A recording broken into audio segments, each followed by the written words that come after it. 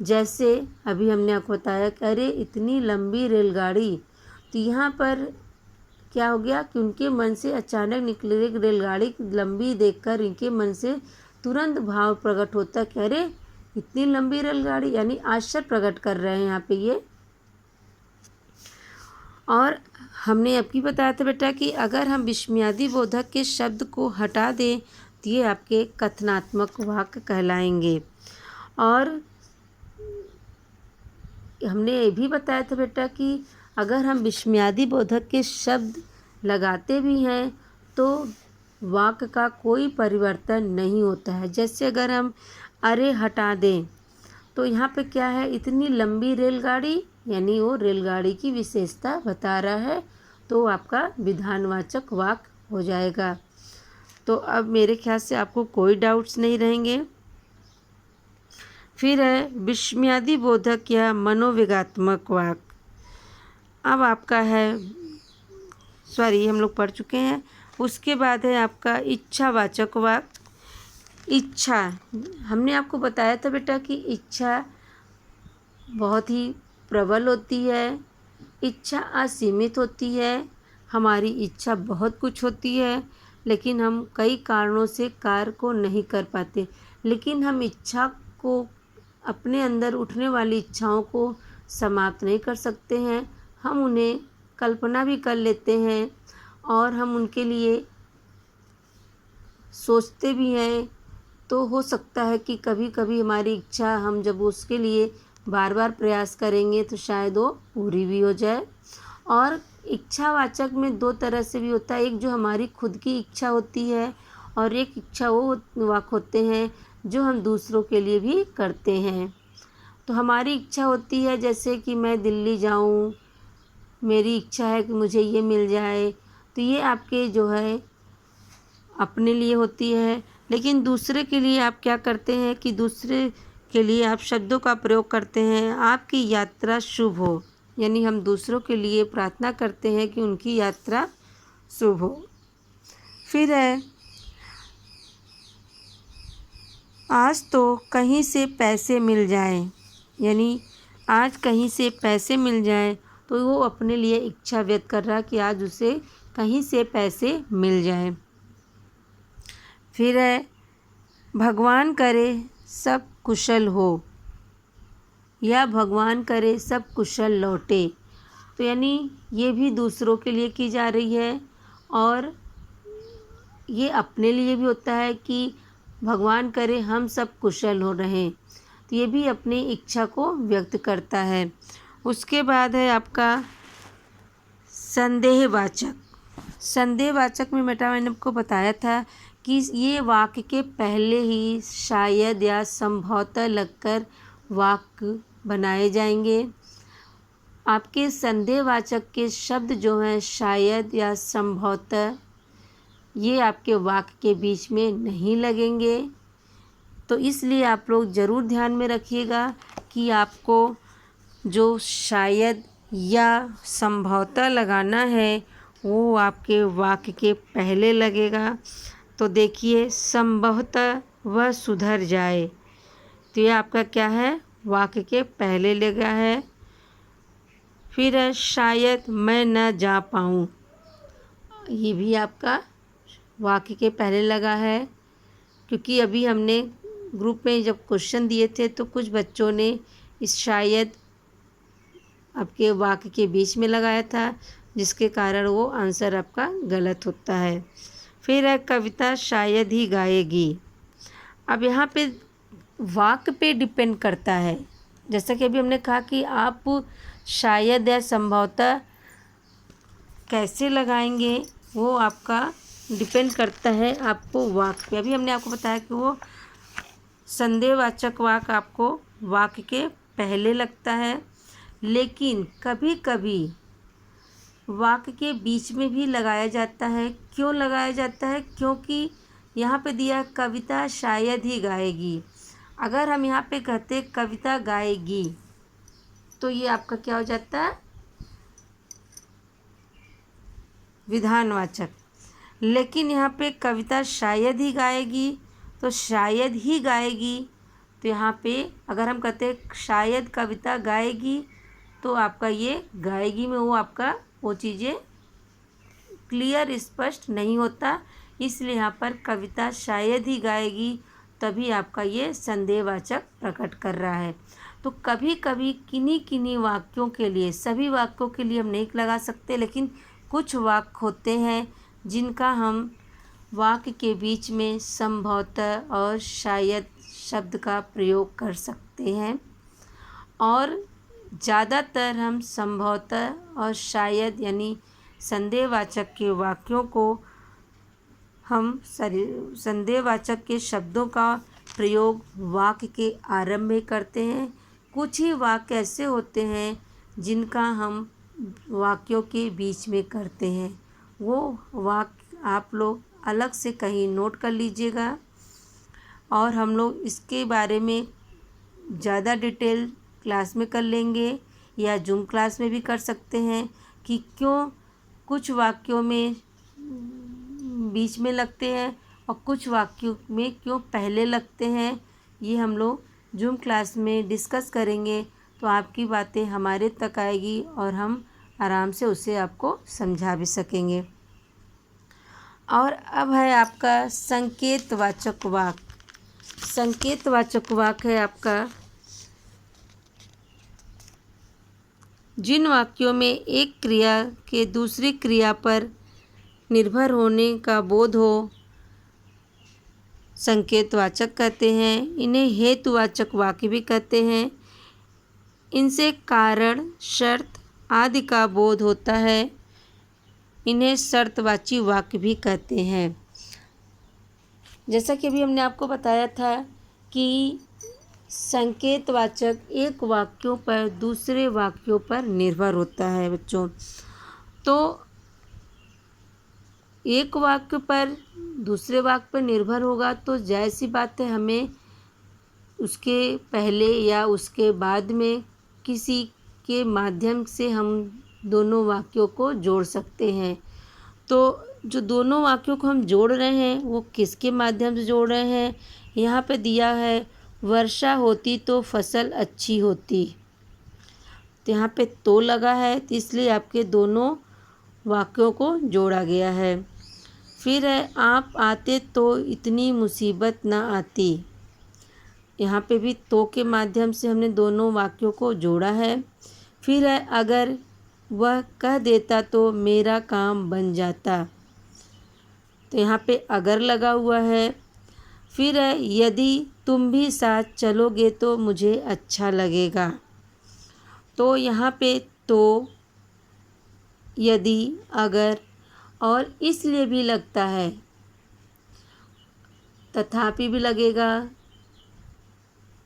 और ऐसे कई वाक्य होंगे। वो वाक्य पे निर्भर करेगा कि हम किन शब्दों के माध्यम से दो वाक्यों को जोड़ रहे हैं, यानी पहले वाक्य को दूसरे पर निर्भर कर रहे हैं, तो किन शब्दों के द्वारा निर्भर करते हैं ये वाक्य पर निर्भर करता है बेटा। तो ये तो हो गए आपके 8 भेद, और 8 भेदों के बारे में हमने आपकी परिभाषा फिर से आपको समझा दिया है उदाहरण सहित। और फिर रूपांतरण और रचनांतरण करना है तो आप इसको अपने कॉपी में एक्सरसाइज के थ्रू कर लीजिएगा कि कैसे हम विधानवाचक वाक्यों को अन्य भेदों में परिवर्तन कर सकते हैं। जैसे हमने आपको एक्सरसाइज बताया था कि राधिका कविता लिखती है, तो ये आपका क्या है? विधानवाचक है। और कैसे हम विधानवाचक वाक्यों के 7 भेदों में परिवर्तन कर रहे हैं, तो एक बार हम ये भी आपको दिखा दें। उसके बाद हम अगले वीडियो में आपको एक्सरसाइज कराएंगे, तो एक्सरसाइज करने में मेरे ख्याल से आपको कोई दिक्कत नहीं होगी।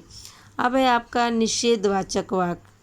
निषेधवाचक में परिवर्तन करना है, तो क्या परिवर्तन होता है? देखिए, कविता, राधिका कविता नहीं लिखती, तो यहाँ पे नहीं लग गया, इसलिए निषेधवाचक हो गया। और उसी को हमें प्रश्नवाचक में परिवर्तन करना है, तो क्या राधिका कविता लिखती है, और इसी का आपका हो गया प्रश्नवाचक में। उसके बाद है बेटा आज्ञार्थक में, राधिका कविता लिखो, यहाँ पर आज्ञा दे दिया जा रहा है कि राधिका कविता लिखो। उसके बाद है विस्मयादि बोधक। जहाँ पर अभी आज्ञा दी जा रही है या नहीं लिख रहे की बात की जा रही है, वहीं पे कविता लिखने पे राधिका की तारीफ भी हो रही है। क्या हो रहा वह विस्मयादि बोधक में देखिए, वाह राधिका कविता भी लिखती है, यानी वो इसकी यहाँ पर राधिका की कविता लिखने की तारीफ की जा रही है, इसलिए यहाँ पर वाह शब्द का लगाया गया है।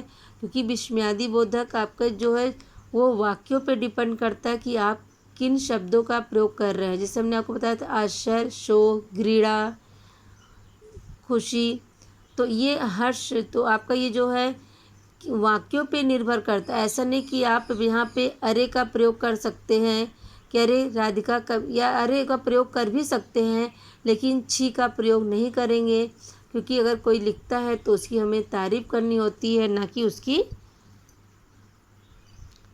उसे नीचा दिखाया जाता है या उसकी मनोभावना को कम करने के लिए वाक्य का प्रयोग किया जाता है।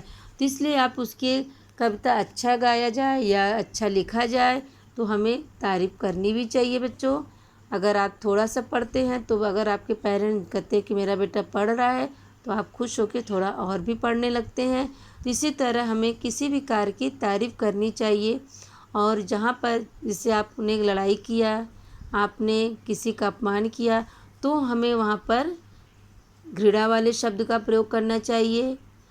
कोई ऐसी चीज़ हमने देख लिया हो जो हमने जिसकी उम्मीद नहीं करते हैं तो हमें उसके लिए आश्चर्य का शब्द का प्रयोग करना चाहिए।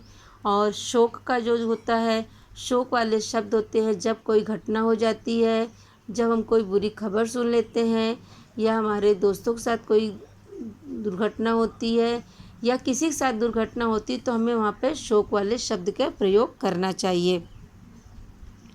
फिर है इच्छावाचक। मैं चाहता हूँ कि राधिका कविता लिखे, यहाँ पर अपनी इच्छा व्यक्त कर रहे हैं। फिर है संदेहवाचक। राधिका कविता लिख, यहाँ पे पहले दे दिया गया है संकेतवाचक का कि राधिका कविता लिखती तो। अब तो के आगे आप कुछ भी लगा सकते हैं, कोई भी वाक्य इसके आगे ऐड कर सकते हैं कि राधिका कविता लिखती तो हमें प्रसन्नता मिलेगी, या राधिका लिखती तो उसे कामयाबी मिलेगी, राधिका लिखती तो उसे पुरस्कार प्राप्त होते। कोई भी इसके आगे आप वाक्य जोड़ सकते हैं। फिर है राधिका कविता लिखती है, लेकिन यहाँ पे शायद लगा है, फिर इसलिए यह संदेहवाचक हो गया। तो शायद राधिका कविता लिखती है। तो इस तरह बेटा हमने आपको बताया कि एक विधानवाचक वाक्य को कैसे हमने 7 भेदों में परिवर्तन किया है, समझाया है। तो उसे आप अपने कॉपी पे भी नोट कर लीजिएगा और दिमाग में भी, क्योंकि जूम क्लास में हम फिर यही चीज़ें आपसे पूछेंगे, आपको बताना भी पड़ेगा। और फिर उसके बाद है कि आपका कैसे अन्य प्रकार को, मतलब यानी हम लोग किसी भी भेदों का, वाक्यों का किसी भी भेदों में कैसे परिवर्तन करते, ये भी हमने आपको बता दिया है।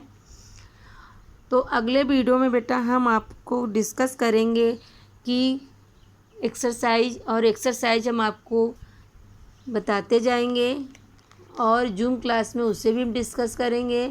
तो अगले वीडियो में जो हम लोग एक्सरसाइज आपका डिस्कस करेंगे, उसके बाद एक्सरसाइज की हम फ़ोटो भी खींच के भेज देंगे, उसे आपको फेयर कॉपी पे करना भी है।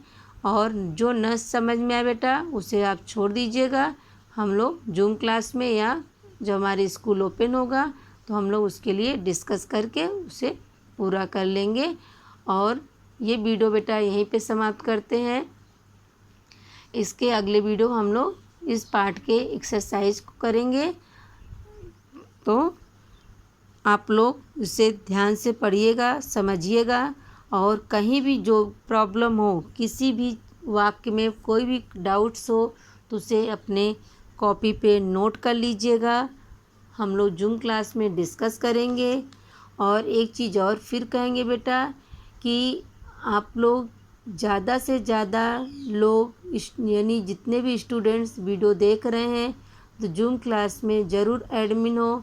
नहीं एडमिन होंगे तो आपको एब्सेंट मार्क किया जाएगा और बाद में फिर आपको उसकी पनिशमेंट भी दी जा सकती है।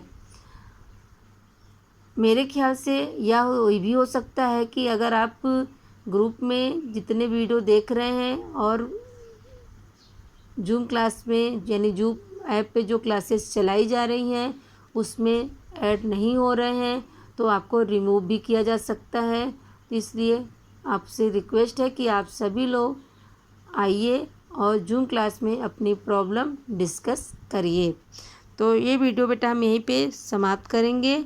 अगर आप इसके बाद भी कोई डाउट्स है कि वाक्य की परिभाषा से लेकर वाक्य के भेद, वाक्य के 8 भेदों, अर्थ के आधार पर 8 भेदों के बारे में कोई डाउट्स है, उनके उदाहरण में कोई डाउट्स है, या हमने जो परिवर्तन बताया आपको उसमें कोई डाउट्स है, तो हम लोग डिस्कस कर लेंगे। या जब जब वो वीडियो के माध्यम से आपको आप चीज़ें समझाते हैं और उसके बाद क्वेश्चन भी भेजते हैं,